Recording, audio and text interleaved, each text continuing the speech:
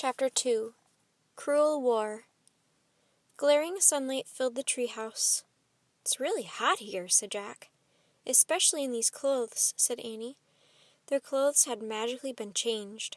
Annie wore a long dress. Jack wore scratchy pants and a long-sleeved shirt. His backpack was now a leather knapsack. "Where are we?" asked Annie. They looked out the window together. The treehouse had landed in a tree at the edge of a field, the same field on the cover of the book. "It looks so peaceful," said Jack. "Where's the Civil War?" "There," whispered Annie with a shiver. She pointed to the woods beyond the field. Jack saw a soldier riding a horse out of the woods. The horse was covered with mud. The soldier's blue uniform was torn. His arm was bloody. Another man rode into the field. His blue uniform was in rags, too. His head was bandaged. "Oh, man," whispered Jack. "Who are they?" He opened the Civil War book and found a painting of some soldiers in blue.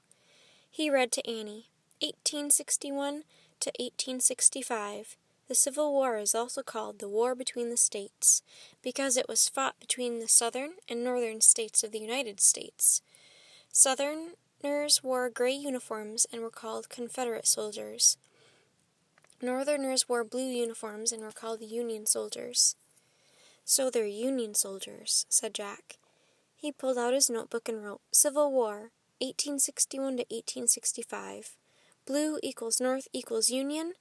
Gray equals South equals Confederate." Jack looked at his book again.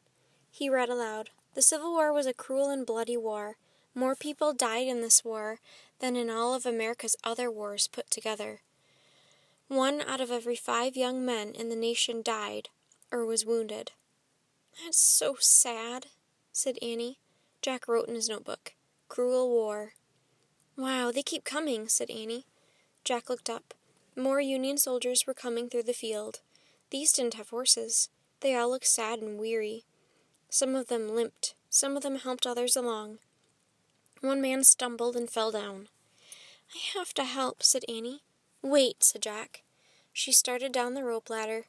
"You can't help," said Jack. "A kid can't help." But Annie kept going.